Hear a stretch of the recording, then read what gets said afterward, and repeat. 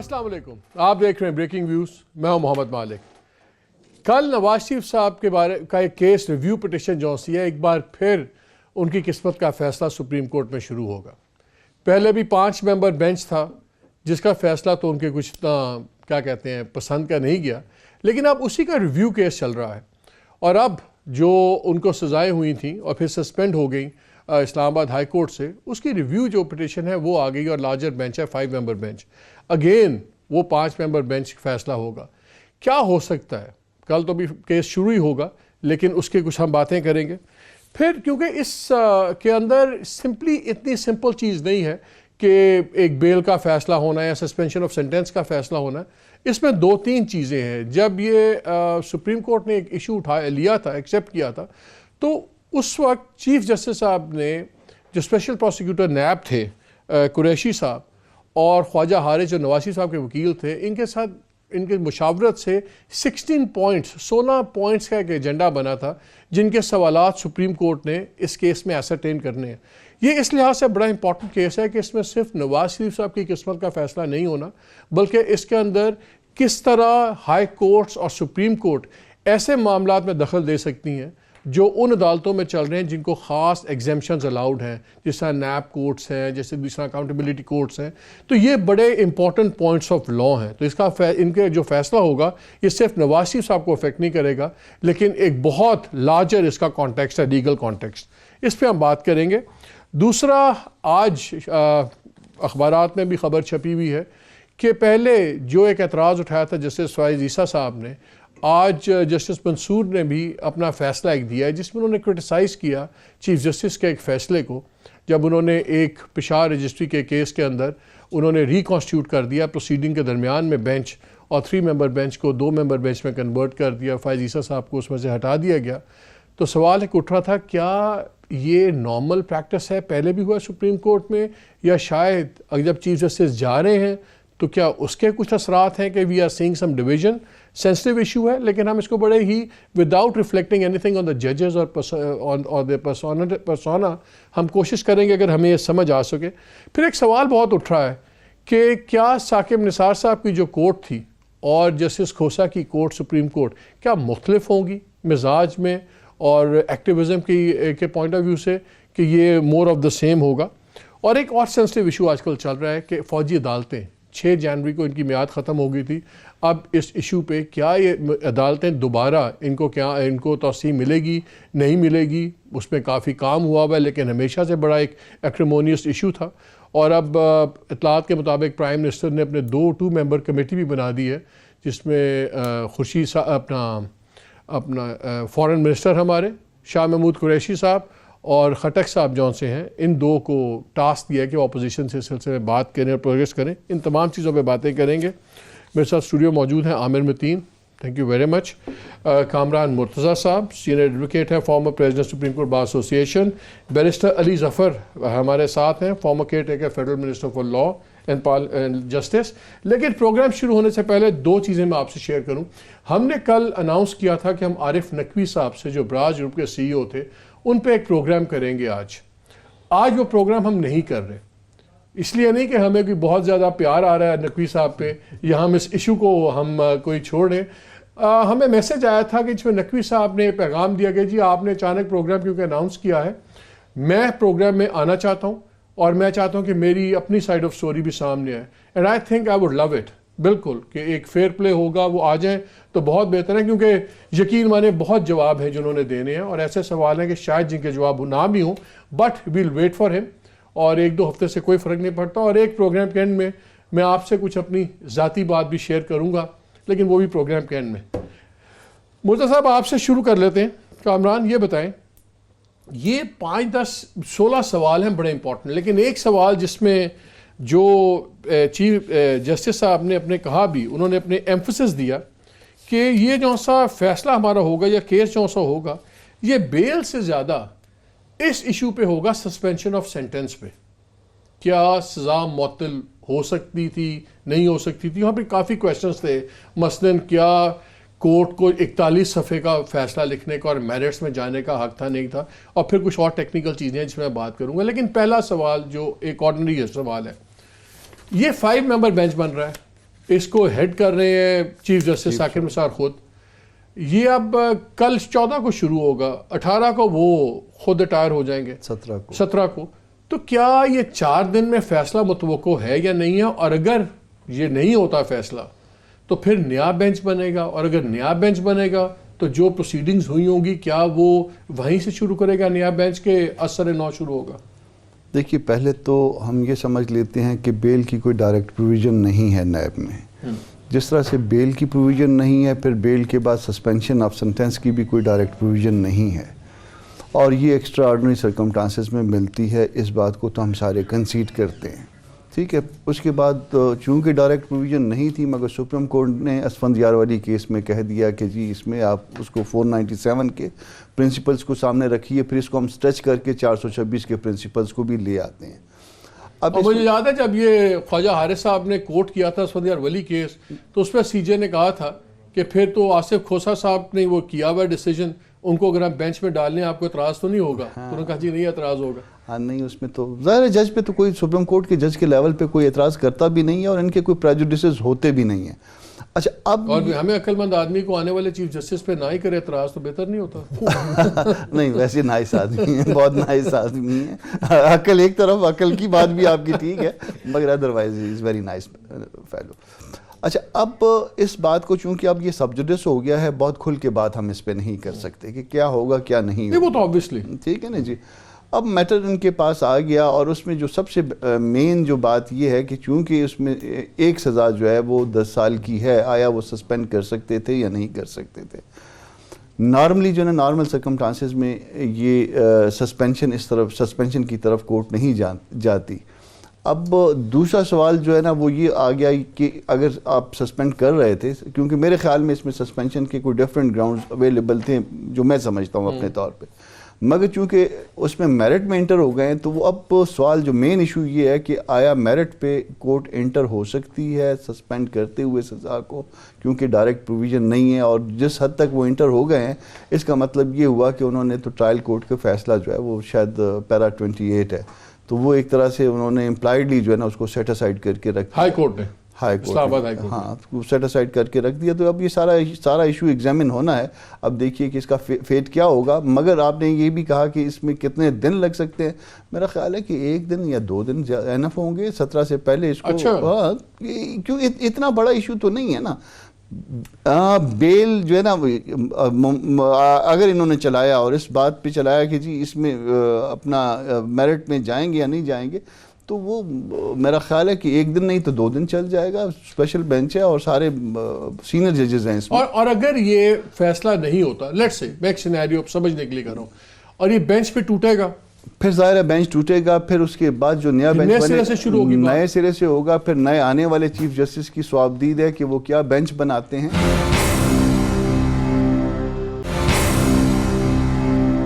Former prime minister تھے, بڑے طاقتور آدمی تھے, نواز شریف صاحب کا کیس تھا, تو اس لیے بھی تھوڑا سا مروب عدالت ہو گئی. یہ ایک کوشچن جی میں اس کو ایکسپلین کرتا ہوں تھوڑے سے آسان الفاظ میں. 2 سٹیجز ہوتی ہیں کیسوں میں. ایک سٹیج ہوتی ہے جب کیس کا بھی ٹرائل چل رہا ہو اور فیصلہ نہ ہوا ہو اور آپ بیل کے لیے جائیں, تو نیب میں ریفرنس فائل ہوتی ہے. آپ کا ٹرائل ابھی چل رہا ہوتا ہے, لیکن ایک پارٹی آتی ہے کہ مجھے بیل دے دیں. تو ولی کے کیس میں یہ فیصلہ کیا گیا تھا کہ حالانکہ نیب کے قانون میں بیل کی گنجائش نہیں ہے, لیکن ہائی کورٹ کوئی بڑی ایکسیپشنل سرکمسٹانس میں اگر اس میں دیکھے کہ کیس بالکل ہی نہیں بنتا تو بیل دے سکتا ہے. تو یہ تو ایک پروسیس ہے. اب دوسرا پروسیس یہ ہے کہ ٹرائل ہو جائے, اس میں سزا بھی ہو جائے, اور اس کے بعد اس کی اپیل کی جائے ہائی کورٹ میں. کیا اس سٹیج پہ بھی بیل ہو سکتی ہے کہ نہیں؟ یہ بہت مشکل ہوتا ہے جب نیب کی عدالت ایک بار فیصلہ کر دے, سزا دے دے, اس کے بعد آپ جاتے ہیں ہائی کورٹ میں اور کہتے ہیں کہ یہ اس کیس میں اتنی خرابیاں ہیں کہ میرا سینٹنس کو جو ہے, میری جو سزا ہے اس کو سسپینڈ کر دیا جائے اور مجھے بیل پہ دے دیا جائے. عموماً 99% عدالتیں یہ کہتی ہیں کہ نہیں, ہم پورا کیس میرٹس پہ سنیں گے اور سننے کے بعد فیصلہ کریں گے. اگر آپ بری ہو گئے تو پھر آپ باہر آ جائیں گے, اگر آپ بری نہیں ہوئے تو پھر آپ کی سزا مینٹین رہے گی، لیکن ایک انٹرم پیریڈ میں بیل نہیں دی جاتی۔ اس کیس میں یہ ہوا کہ جب اپیل کی نواز شریف صاحب نے تو اسلام آباد ہائی کورٹ نے بڑا ڈیٹیلڈ تفصیلی فیصلہ دیا جس کے اندر میرٹس پہ بھی ڈسکس کیا، اور لگتا یہ تھا کہ جس طرح ایک اپیل سنی جا رہی ہے، اور انہوں نے کہا کہ اس میں یہ بہت ساری خرابیاں پوائنٹ آؤٹ کی، جو ججمنٹ تھی نیب کورٹ کی اس میں خرابیاں پوائنٹ آؤٹ کرنے کے بعد انہوں نے کہا کہ ہم سسپینڈ کر دیتے ہیں اور میرٹس پہ بعد میں سنیں گے۔ جب یہ معاملہ سپریم کورٹ میں آیا، نیب نے جب اپیل کی تو سپریم کورٹ کا پہلی آبزرویشن یہ تھی کہ اگر آپ نے سسپینڈ کرنا تھا تو آپ اتنے زیادہ کیوں آبزرویشنز دیں، فیصلے کو میرٹس پہ کیوں اتنا ڈسکس کیا، کیونکہ اس سے تو لگتا یہ ہے کہ آپ نے اپنا مائنڈ انٹرم سٹیج پہ ہی دے دیا ہے۔ اب سپریم کورٹ نے یہ دیکھنا ہے اس کیس میں کہ کیا جب آپ ایک نیب کورٹ کے فیصلے کے خلاف اپیل کرتے ہیں تو کیا سینٹنس کو سسپینڈ کیا جا سکتا ہے، اور اگر کیا جا سکتا ہے تو اس کے لیے کیا ریلیونٹ پروویژنز ہیں، اور کیا اس کا کرائٹیریا کیا ہے، اس کو سٹرکچر کس طرح کرنا ہے۔ 16 پوائنٹس ہیں، اس میں 2-3 پوائنٹس بڑے انٹرسٹنگ ہیں۔ ایک پوائنٹ یہ بھی ہے کہ کورٹ نے یہ بھی اسٹیبلش کرنا ہے کہ کیا اسلام آباد ہائی کورٹ نے سیکشن 9B جو سا نیب آرڈیننس کا ہے اس کو صحیح طریقے سے انٹرپریٹ کیا، سمجھا، اور گراؤنڈ آف ہارڈشپ کیس جو سی ہے وہ کیا اپلائی کر سکتی تھی وائل سسپینڈنگ سینٹنس۔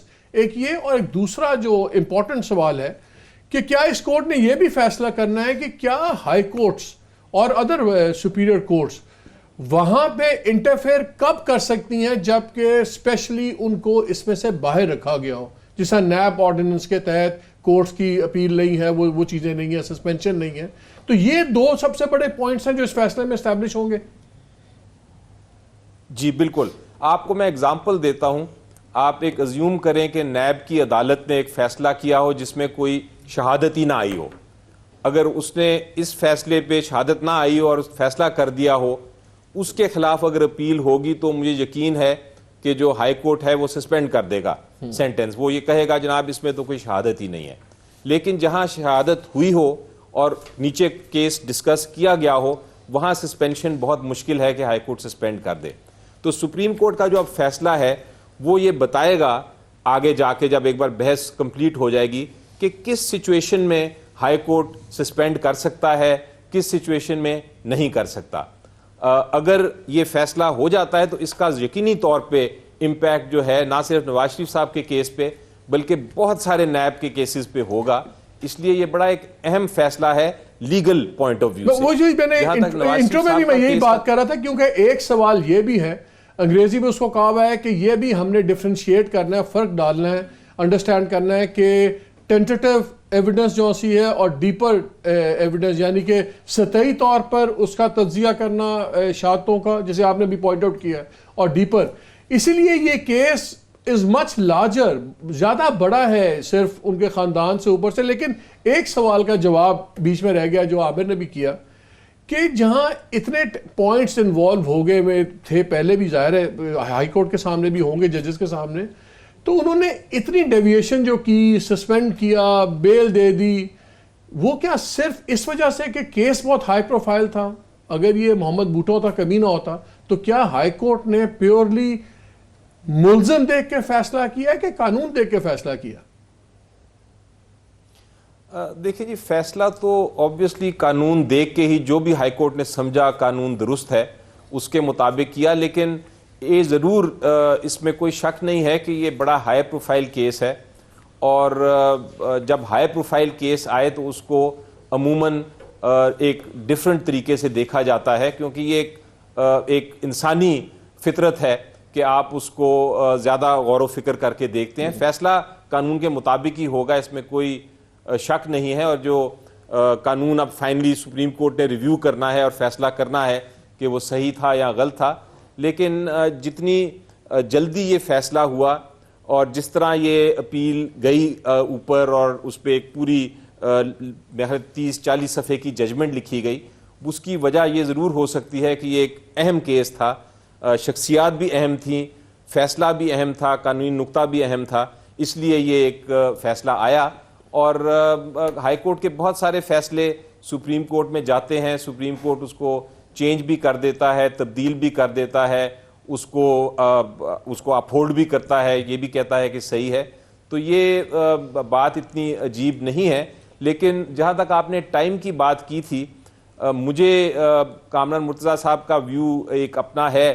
مجھے لگتا ہے کہ اس میں جس طرح کے پوائنٹس ہیں اور جتنا اہم یہ معاملہ ہے, ہو سکتا ہے یہ آخری 2-3 دن میں نہ فیصلہ ہو سکے, کیونکہ چیف جسٹس صاحب کے پاس اس وقت ان کے بینچ میں بہت سارے اہم مقدمات ہیں جنہوں نے ختم بھی ہونا ہے. کیونکہ انہوں نے 16 پوائنٹ بنائے ہوئے ہیں, 16 پوائنٹ بنائے ہوئے ہیں, اور نیب اور خواجہ حارث کے ساتھ مل کے مشاورت سے بنے ہوئے ہیں.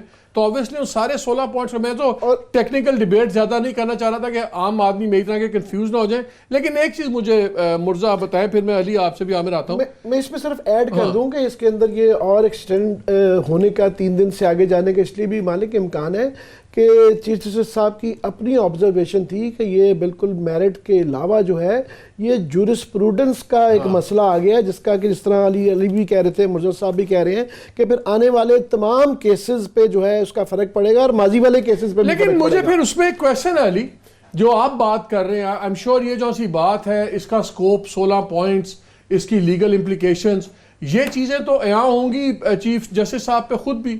تو اگر ان کو خود بھی آئیڈیا ہوگا کہ اتنا بڑا یہ اسکوپ آف تھنگز ہے اور یہ 4-5 دن میں نہیں ہوتا, تو پھر وہ خود بینچ کو شاید نہ ہیڈ کرتے, پھر وہ 5 ممبر کوئی اور ممبر بنا دیتے.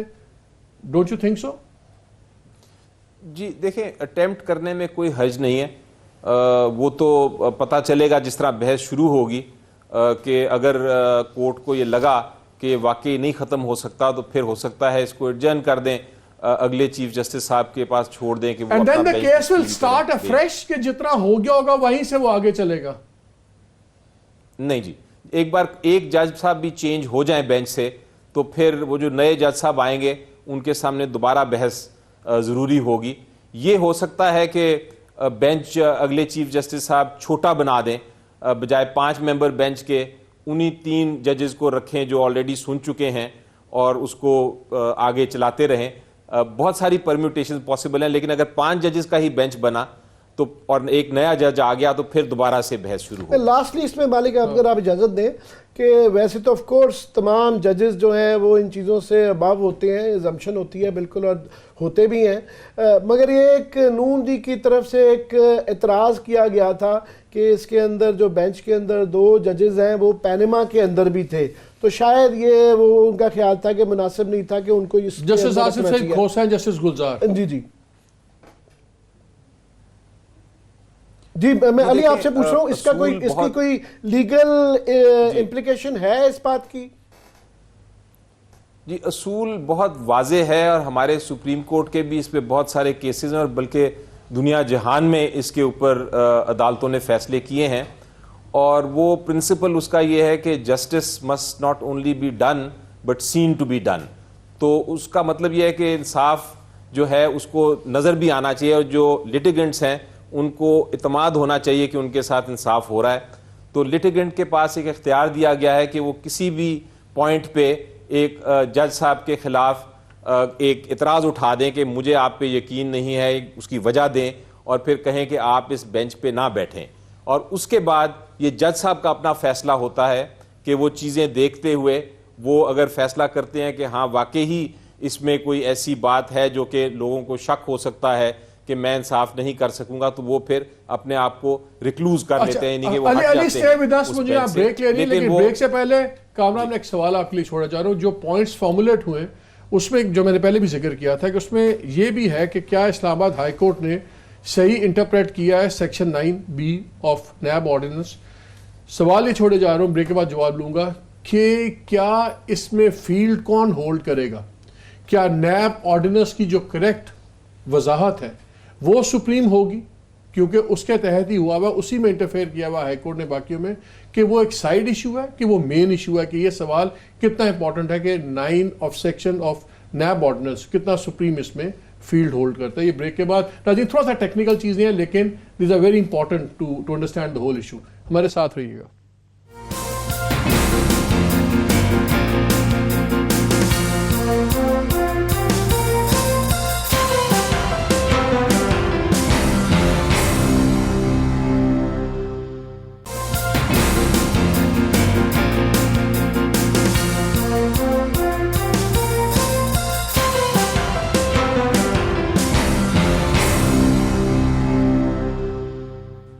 जी welcome back to the show. Break से पहले मैं सवाल छोड़ के गया था कि कोर्ट ने 2 जगह नैब रेफरेंस को, नैब ऑर्डिनेंस को रेफर किया है, जो ये गाइडलाइन 16 पॉइंट्स बने थे। एक तो यही था कि क्या इस्लामाबाद हाई कोर्ट ने सही तरीके से इंटरप्रेट किया है, उसको उस पर अप्लाई किया है सही तरीके पे, और साथ ही एक और मैं पॉइंट पढ़ा था, उसमें यह भी था कि जो सी गाइडलाइंस लेड डाउन है, the larger bench would further decide whether or not the Islamabad High Court bench ignored the guidelines laid down by the Apex Court and whether Islamabad High Court had properly interpreted provisions of section 9A(v) and 14C of read with article फलाना 117, 22, 129 of कानून शहादत order 1984 वगैरह। ये बड़ा लग रहा है कि बड़ी ही टेक्निकल बहस होनी है। ये खाली ये नहीं होना कि आपके पास कौन सी फाइल थी, एवन फील्ड की कौन सी नहीं थी, ये जिसको हमें आदत पड़ी हुई चस्के वाली कार्रवाई की, लगता है बड़ी बोरिंग टेक्निकल कार्रवाई होगी। पहली बात, नैब ऑर्डिनेंस इसमें सेंट्रल होगा उसकी प्रोविजंस, या दफात उसकी, या वो साइड इशू होगा? मेरा ख्याल दो इश्यूज जो है इसमें बड़े होंगे। एक इशू ये होगा कि आया court while dealing with the suspension of the sentence इतना डेप्थ में जा सकती थी, ये एक इशू होगा। Islamabad high court, Islamabad high court, ठीक है। और दूसरा जो है इसमें ये कि आया उसको उन्होंने प्रॉपर्ली, और वो उन्होंने सवाल फ्रेम किया हुआ है कि कर सकती थी 41 सफ़े का सफ़ा पेज, और दूसरा ये कि इसको प्रॉपर्ली इंटरप्रेट किया है उन्होंने सेक्शन 9 को। तो 9 सुपीरियर एलिमेंट है, यही पूछ समझने की कोशिश, आम आदमी की तरह से मैं समझता हूँ, मैं पूछना ये चाह रहा हूँ कि ये फैसला नैब ऑर्डिनेंस को ऊपर रख के होगा कि चीजें नैब ऑर्डिनेंस के मुताबिक हैं या नहीं है, कि हाई कोर्ट और सुप्रीम कोर्ट अपनी मर्जी से नैब ऑर्डिनेंस को जो मर्जी ट्रीट कर लें? नहीं, revisiting of Asfandyar Wali case जो है उसका अभी तो एलिमेंट आ जाता है बीच में। ऐसा है कि लेजिस्लेटर का काम लेजिस्लेट करना है, इंटरप्रेट करना वो अदालतों का काम है। इस मामले को भी किसी हद तक इंटरप्रेट फिर उसी असफंदयार वली वाले में किया था। उन्होंने कहा था कि इनिशियल बर्डन जो है ना वो हमेशा 14C की बात है। वली केस को आप ब्रीफली लोगों के लिए बता दें कि उसमें क्या हुआ, क्या था, कि इशू क्या था? इशू बहुत सारे इश्यूज के साथ साथ 2 चीज़ें उन्होंने उस पर रिजॉल्व कर दी थी। एक बेल का इशू रिजॉल्व कर दिया था, क्योंकि बेल की प्रोविजन नहीं है यहाँ। गो कि बेल को हम डायरेक्टली डील नहीं कर रहे, सस्पेंशन को डील कर रहे, सजा की मुअत्तली को। और दूसरा ओनस की बात, बारे सबूत जो 14C की बात। अब जब 14C की बात करते हैं, इससे पहले तो टोटल ये था ना कि आपके पास, आप मालिक साहब ये बताइए घड़ी कहाँ से आई, तो बेसिकली नैब ऑर्डिनेंस ही सेंट्रल चीज रही, उसी की इंटरप्रिटेशन का इशू है। 2 चीजें सेंट्रल है मेरे ख्याल में, डेप्थ में जाना और नैब ऑर्डिनेंस, और उसमें 14C के बारे सबूत इस हद तक जो है वो शिफ्ट किया जा सकता है या नहीं किया जा सकता।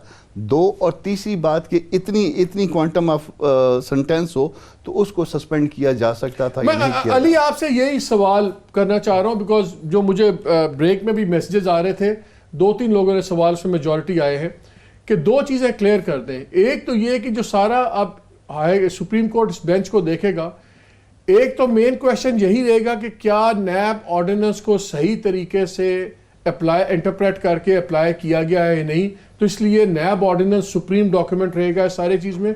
और दूसरा ये सवाल कि जहाँ पे बाय लॉ और बाय लेजिस्लेशन आपको बाहर रखा गया हुआ हाई कोर्ट्स वगैरह को उन मामलात में दखल अंदाजी से, किन हालात में वहाँ पे हाई कोर्ट्स वगैरह इंटरफेयर कर सकती हैं, जिस तरह यहाँ करके उन्होंने एक बेल सस्पेंशन ऑफ सेंटेंस कर दी, जो एक इंटरफेरेंस थी ले डाउन प्रोसेस में, जिसका जवाज नहीं था। ये 2 बातों पर अगर क्लैरिटी हमें दे सकें।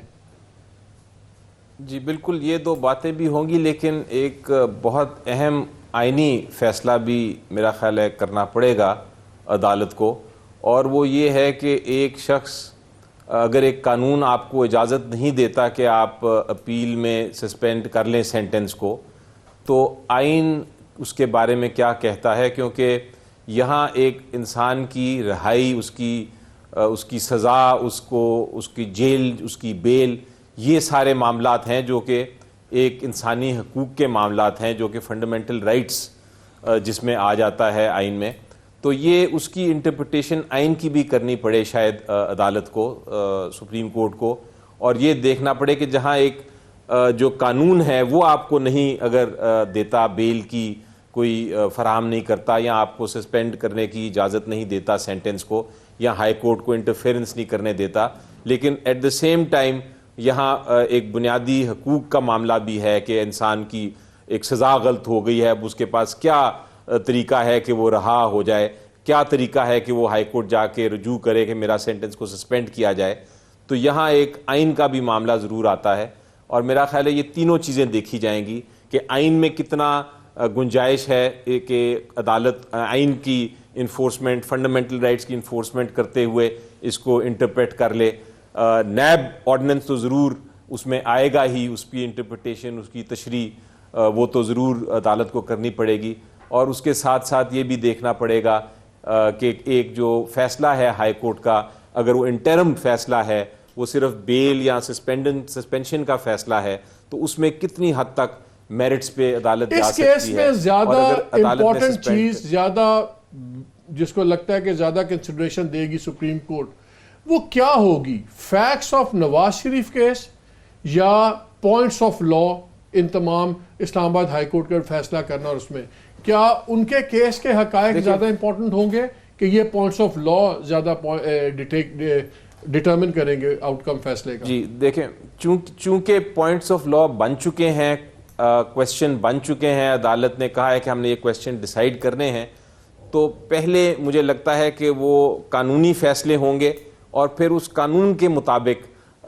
میرٹس پہ فیصلہ کیا جائے گا نواز شریف صاحب کے کیس کا، کیونکہ ایک بار قانون فیصلہ ہو گیا تو پھر وہ قانون چاہے نواز شریف صاحب ہوں، چاہے میں ہوں، چاہے آپ ہوں، وہ پھر ہر ایک پہ لاگو ہوگا۔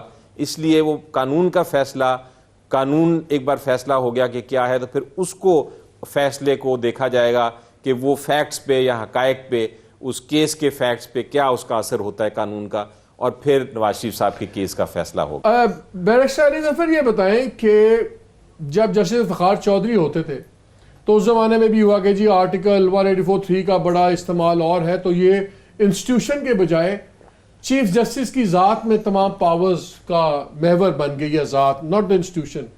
پھر جب جسٹس ثاقب نثار آئے تو اس کا ہم نے ایک اور یوزیج دیکھا 184(3) کا۔ پھر مجھے یاد ہے انہوں نے جوڈیشل ایئر کے شروع میں لانچ پہ ایک سپیچ کی تھی چیف جسٹس صاحب نے، جس میں انہوں نے کہا تھا کہ ہمیں سپریم کورٹ کو اس کے خد و خال طے کرنے پڑیں گے کہ 184(3) کس طرح ہونا چاہیے، کیسے نہیں ہونا چاہیے، لیکن اس پہ کوئی بینچ نہیں بنا، اس پہ کوئی چیز نہیں ہوئی۔ اب ایک نئے چیف جسٹس آ رہے ہیں، پھر یہی بحث چل رہی کہ کیا ان کی عدالت پچھلے 2 ججز کی عدالت سے مختلف ہوگی کہ نہیں۔ کیا یہ ضروری ہے، کیا یہ ہونا چاہیے کہ جو نئے چیف جسٹس آ رہے ہیں ان کی ایک پرائرٹی یہ ہو کہ ایک بار سپریم کورٹ یہ بھی فیصلہ کر دے کہ 184(3) کس قسم کی چیزوں میں ہو سکتی ہے اور کیسے انسٹیٹیوشن کی پاور رہے بجائے کہ ذات آف دا چیف جسٹس کی ذات میں رہے؟ کیا ایسا ہونا چاہیے؟ جی دیکھیں، ہمارے قانون میں اس وقت سب سے بڑی جو کنفیوژن ہے، سب سے بڑا جو ہمیں پرابلم آتا ہے لیٹیگیشن میں، وہ ہے کہ آرٹیکل 184(3) کا ایکچولی سکوپ کیا ہے، اس کے حدود کیا ہیں، کس وقت وہ جاری ہو سکتی ہے، کس وقت نہیں جاری ہو سکتی۔ آپ نے درست فرمایا کہ آج سے افتخار چودھری صاحب کے دور سے پہلے تو کافی کلیئرٹی تھی، بہت ساری ججمنٹس تھیں جس میں بتایا ہوا تھا کہ کس کس سچویشن میں آپ کی آرٹیکل 184(3) کی طاقت جو ہے وہ استعمال ہوگی۔ ناظرین کو ہم یاد کروا دیں کہ سو موٹو نوٹس کی بات ہوئی، جب سنتے ہیں سو موٹو جینو موٹو نہیں ہے، وہ چائنیز ریسٹورنٹ میں ہوتا ہے۔ اس پہ سیاسی تشریح دوں گا بعد میں۔ جی علی جی وہ جو تھا، افتخار چودھری صاحب نے ایک نیا ایرا شروع کیا جس میں انہوں نے ایک طرح رائٹ ٹو لائف، یعنی انہوں نے کہا جی ہر چیز زندگی کے ساتھ چونکہ تعلق ہے، اور جس چیز کا زندگی کے ساتھ تعلق ہے اس کے اوپر ہم کر سکتے ہیں۔ اتنی کنفیوژن ہو گئی کہ ہم سب اٹھے اور ہم سب نے کہا کہ یہ بہت ضروری ہے کہ اس وقت آرٹیکل 184(3) یا سو موٹو جس کو آپ کہتے ہیں، اس کی جو پوری حدود ہے، اس کی جو سٹرکچر کیا جائے کہ، اور ایک چیف جسٹس پہ اس کا سوابدید نہیں ہونی چاہیے کہ کس کو وہ لے، اس کے اوپر ایک باقاعدہ آپ ایک پینل بنا کے فیصلے کریں۔ اور اس کے علاوہ سب سے ضروری چیز یہ ہے کہ اس کے خلاف اگر کوئی فیصلہ ہوتا ہے 184(3) میں تو اس کے خلاف چونکہ اپیل نہیں ہے، اس لیے اپیل دی جائے، کیونکہ ہمارے آئین میں لکھا ہوا ہے آرٹیکل 10A میں کہ ہر چیز کو فیئرنیس کے ساتھ کرنا ہے، اور اپیل ایک بہت ضروری چیز ہے۔ ہمارا تو اس پہ ریزولیشن ہے اور ہم کہتے کہ ہیں اپیل ہونی چاہیے، اس پہ رائٹ آف اپیل بھی ہونی چاہیے اور اس کو سٹرکچر بھی کیا جانا چاہیے، اور اس میں بینچ بن بھی گیا تھا۔ اور میری جو اپنا ایک اس میں خواہش سمجھ لیجئے، بعض چیزیں خواہشوں کے تابع ہوتی ہیں، میرا خیال ہے کہ نئے آنے والے چیف جسٹس جو ہے اس کو اسٹرکچر کریں گے بھی. میرا اس پہ بڑا جھٹکا سا ایک پولیٹیکل یہ علی ایک منٹ آپ کا بڑا سب کا قانونی بن گیا, عام لوگ بھی میرا خیال تنگ, ناظرین بھی تنگ آ گئے گے, یہ وکیل بیٹھ کے بڑی ٹیکنیکل سی گفتگو آ رہی ہے. میں آپ کو بڑا اس کا سیاسی تشریح بتاتا ہوں. میرا خیال ہے کہ آواز خلق ہوتی ہے, یہ ایک پولیٹیکل سٹیم ہوتی ہے, ایک پریشر کوکر ہوتا ہے. اس کے لیے یہ آئین اور قانون اس کی ایک وجہ بنتا ہے. اس کی مثال یہ ہے کہ پہلے 58(2) ہوتا تھا, اس کا لوگ سمجھتے تھے کہ تمام پرابلمز کا جڑ وہی ہے, اس کو جو ہے نا ڈائلیوٹ کر دیا گیا, وہ اختیار صدر سے لے لیا گیا. اس کے بعد جو ہے یہ اب 183 آ گیا ہے, پھر 62(1)(f) آ گیا ہے. یہ ذرائع ہیں, آپ ان کو کل چینج بھی کر دیں, کیونکہ 58(2) کے بعد کیا ہوا کہ ٹوٹلی دوسرا پولیٹیکل پارٹی ہیڈ جو تھے انہوں نے کہا total control of political parties کو اسٹیم, اس پریشر کوکر کے اوپر سے اسٹیم نکال دی کہ کوئی جگہ نہیں رہ گئی تھی. تو پھر 184(3) کا ذریعہ بنیا, پھر 61(f) کا ذریعہ بنا. کل کو لاسٹلی مالک اگر آپ ان دونوں کو چینج کر رہے ہیں, ری انٹرپریٹ کر رہے ہیں, آپ دیکھیے گا آئین کی کوئی اور طریقہ نکل آئے گا, کسی نہ کسی کو مجھے یہاں پہ ایک بریک لینا. اصل بات یہ ہے کہ 184(3) جب بھی آئی ہے جہاں ایگزیکٹو فیل ہوتا رہا ہے اور اس نے خود ویکیوم کریٹ کیا ہے. ہم خود اعتراض رکھنے کے باوجود کئی ایشوز پہ ہم سٹوریز کرتے رہے جس پہ ایگزیکٹو نے کچھ نہیں کیا, لیکن اسی پہ 184(3) کے تحت چیف جسٹس نے اختیارات استعمال کیے اور اس پر ریزلٹس آئے. پانی کا یہ ایک ایگزامپل ہے جس کے اندر یہ پمپنگ واٹر تھی, بلینز آف لیٹرز, میں نے پروگرامز کیے تھے, اس پہ سو موٹو ہوا. 4 سال سے کچھ نہیں ہو رہا تھا, کسی ایگزیکٹو نے نہیں کیا, لیکن سپریم کورٹ نے لے کے ان سے 15 بلین تو منیمم سال کا کٹی میں آئے گا. اس کے علاوہ ایکوفائر کی پروٹیکشن آ رہی ہے. جب یہ چیزیں ہوتی ہیں تب پھر آپ کو اس کا بھی سوچنا پڑتا ہے. لیکن اب میں بریک لینی بڑی ضروری, لیکن ایک ایشو رہ گیا ہے, وہ ہے ملٹری کورٹس کا. بڑا سیریس ایشو ہے. اسپیشل ملٹری کورٹس 7 جنوری کو ختم ہو گئیں, اب ان کی ایکسٹینشن کی بات ہے, اب ہر کوئی اس پہ اپنی پالیٹکس کر رہا ہے. کیا ہونی چاہیے؟ ٹیکنیکلی ہم سب کو پتہ ہے کہ اسپیشل ملٹری کورٹس نہیں ہونی چاہیے, لیکن جب آلٹرنیٹ سسٹم نہیں بنا تو 2 سوال لوگ کرتے ہیں, وہ جی کیونکہ ملٹری کورٹس ہیں اس لیے جسٹس سسٹم ڈیولپ نہیں ہوا. لیکن میرا سوال یہ ہے کہ جن ایریاز میں ملٹری کورٹس نہیں آپریٹ کرتی وہاں کون سا آپ کا سسٹم ڈیولپ ہو گیا جو آپ ملٹری کورٹس اس پہ ڈال رہے ہیں؟ کیا وار آن ٹیررزم جیتی جا سکتی ہے وداؤٹ اسپیشل ملٹری کورٹس, جب خاص طور پہ اس ملک میں کوئی گواہی دینے پہ تیار نہیں ہے, کوئی سامنے آنے پہ تیار نہیں ہے, پروٹیکشن نہیں ہے لوگوں کو؟ کیا ملٹری کورٹس کے بغیر ہمارا نقصان ہے کہ فائدہ؟ اس بریک کے بعد.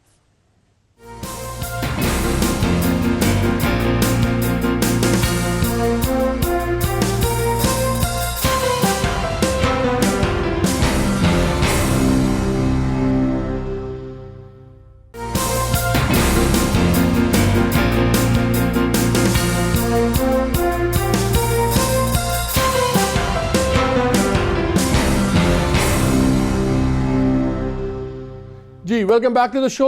تمام پارٹیسپینٹس آخری 2-3 منٹ ہیں, 1 منٹ ایچ. بیرسٹر علی آپ بتائیں, کیا یہ special military courts necessary evil ہیں؟ Can you do without them? بالکل ہونے چاہیے جی. میرے خیال کے مطابق اس میں کوئی شک نہیں ہے کہ چونکہ آپ کا جوڈیشل سسٹم ٹیررزم کے کیسز کو بالکل ڈیل کر ہی نہیں سکتا, اس لیے جو پہلی فیصلہ تھا کہ ایک ٹائم دیا گیا تھا کہ ملٹری کورٹس اس ٹائم تک ہوں, تب تک جوڈیشل سسٹم اپ گریڈ کر لیں گے تاکہ یہ ٹرانسفر ہو جائے, وہ نہیں ہوا. اس لیے ضروری ہے کہ یہ کنٹینیو کریں, اور اس پہ میرا خیال ہے ہر پولیٹیکل پارٹی کو سیاست سے اوپر بالا تر ہو کے یہ فیصلہ کرنا پڑے گا. سارے سیاست کر رہے ہیں اس پہ. کامران, یہ بہت افسوسناک بات ہے, کیونکہ یہ آپ کو پتہ ہے کہ یہ اتنا ضروری ہے, اس میں کوئی شک ہی نہیں ہے کہ اس کے بغیر آپ کا جو ہماری جنگ ہے ٹیررزم کے خلاف, دہشت گردی کے خلاف, وہ کامیاب جو تقریباً ہو چکی ہے, اس کو اگر آپ کنوکشنز میں نہیں کنورٹ کریں گے تو اس میں پھر ناکامیاں آنا شروع ہو جائیں گی. کامران, لیکن ساتھ ہی پشاور ہائی کورٹ نے کوئی 75 کے قریب پٹیشنرز کو الاؤ بھی کر دیا, لیکن وہ کہتے ہیں ان نیچرل یا ایمرجنٹی جو سی سرکمسٹانسز ہیں, they deserve and require desperate measures بھی اور سب کچھ. ہمارے یہاں تو عام کیس میں گواہ بالکل آپ کے ساتھ نہیں ہے. یہاں پہ کوئی جج فیصلہ کہتا ہے بلاسفیمی کیس میں یا ٹیررزم کیس میں, ملزم بعد میں اندر ہوتا ہے, اس کو اپنی فیملی کے ساتھ ملک چھوڑنا پڑتا ہے. ان حالات میں یہ بڑی فینٹیسی ٹاک نہیں ہے؟ نہیں جی اسلام خطرے میں، جمہوریت خطرے میں. نہیں، نہ اسلام خطرے میں، نہ جمہوریت خطرے میں. بات یہ ہے کہ جس صدی میں ہم رہ رہے ہیں اس صدی میں ملٹری کورٹس کا سر 2 سوال. کیا آپ کا 2 سوال کوئکلی، ٹائم تھوڑا. کیا آپ کا جو عدالتی نظام اس وقت ہے اس میں اتنی سخت ہے کہ وہ ٹیررسٹوں کو سزائیں دے سکے؟ سزائیں دیتے بھی ہیں اور سزائیں سسٹین بھی ہوتی ہیں اوپر تک، کوئی ایسی بات نہیں ہے. آپ اس کو ایک اور اینگل سے دیکھیے.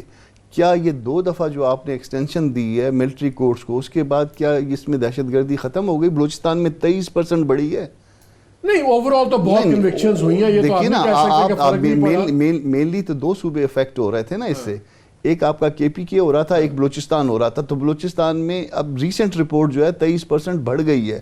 آپ نے 2 دفعہ ایکسٹینشن لینے کے بعد جب ایک صوبے میں 2 میں سے ایک صوبے میں 23% بڑھ گئی ہے. آپ کے خیال میں نہیں؟ بالکل نہیں. جس طرح آگے بات کر رہے تھے کہ جب آپ جوڈیشل ایکٹیویزم تب ہوتا ہے جب آپ ایگزیکٹو کا فیلئر ہوتا ہے.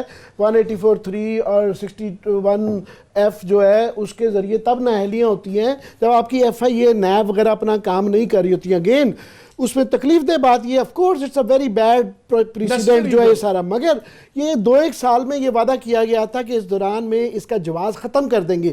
وہ نہیں ہوا. اس سے زیادہ ہونے، اس سوال سے زیادہ امپورٹنٹ یہ ہے کیوں نہیں ہوا ابھی بھی؟ کیوں دوبارہ ہم یہ کر رہے ہیں کہ اس کی ایکسٹینشن کرنی پڑ رہی ہے؟ وہ جواز کیوں نہیں ختم کیے جا رہے؟ ویکیوم نہیں رہتا. بٹ ڈو یو تھنک کہ اس وقت ہمیں ہونی چاہیے؟ آپ it is against all universal principles نہیں ہونی چاہیے، مگر ویکیوم نہیں رہتا. کچھ نہ کچھ اس کا ہے. ویسے تو اسپیشل کورٹ کوئی بھی نہیں ہونی چاہیے، دہشت گردی کے کورٹس بھی نہیں ہونی چاہیے، نیب کے کورٹس بھی نہیں ہونے چاہیے. پوری دنیا میں نارمل پروسیس آف لا ہوتا ہے. نارمل پروسیس آف لا نہیں ہوتا تو یہ تمام اسپیشل کورٹس بنتے ہیں. آئی تھنک ناظرین اسی پہ 2-3 باتیں میں کوئکلی راؤنڈ اپ کر دیتا ہوں. جس طرح 184(3) کی بات ہوئی، کیوں آتا ہے؟ جب ایگزیکٹو اپنا کام نہیں کرتی اور نہ کرنے پہ رضامند نظر آتی ہے، جوڈیشری آتی ہے. آپ نے بالکل صحیح پوائنٹ آؤٹ کیا کہ جب 52 ہٹی تو ایک ڈکٹیٹر پریزیڈنٹ کے بجائے سارے پولیٹیکل لیڈر جو تھے وہ ڈکٹیٹر بن گئے.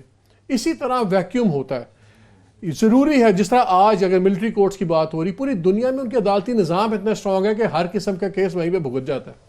ہمارے پیکیولر سرکمسٹانسز ہیں. میں تو ذاتی طور پہ اسی حق میں ہوں کہ جب تک ہم آلٹرنیٹ بزنس نہیں اپنا سسٹم بناتے ہمیں کرنا پڑے گا. لوگ کہتے ہیں جی آلٹرنیٹ سسٹم اس لیے نہیں بنتا کیونکہ آپ اس پہ رلائی کرتے ہیں، بٹ اس پہ بہت لمبی بحث ہو جائے گی. یہ تو تھی 2-3 باتیں. اور کل کا جو فیصلہ ہے ہمیں دیکھنا ہوگا، کل کا جو کیس چلے گا اس کو لارجر کانٹیکسٹ میں آپ اور میں سمجھنے کی کوشش کریں، کیونکہ یہ خالی نواز شریف صاحب کی زندگی کو ٹچ نہیں کر رہا، ہماری سوچ سے بھی زیادہ ہماری بہت چیزوں کو ٹچ کرے گا، تو ہمیں اس میں دیکھنا ہوگا. میں نے آپ کو پروگرام کے شروع میں کہا تھا کہ میں نے آپ سے اپنے ذاتی بھی ایک بات کرنی ہے، تو آئی مسٹ سے it with a heavy heart. یہ میرا 92 پہ آج آخری پروگرام ہے. اینڈ آئی سے it with a heavy heart کیونکہ میں نے یہاں پہ زبردست فریڈم انجوائے کیا، ایڈیٹوریل فریڈم، سپورٹ، زبردست کولیگس. اور اب میں ذمہ داری اسی ہفتے سنبھال رہا ہوں. میں ہم نیوز میں جا رہا ہوں as head of the channel, اور انشاءاللہ ویل ٹرائی کہ جو یہاں پہ چیزیں ٹھیک ہو رہی ہیں اسی قسم کی وہاں پہ بھی چیزیں کی جائیں، اور آپ کی سپورٹ اور دعائیں رہیں گی. لیکن جانے سے پہلے کچھ لوگوں کا شکریہ ادا کرنا بہت ضروری ہے. ہماری ٹیکنیکل ٹیمز اسلام آباد، لاہور، کراچی، جن سے بہت رابطہ رہتا ہے، ہمارے کرنٹ افیئرس کے تمام لوگ، نیوز رومز ہمارے.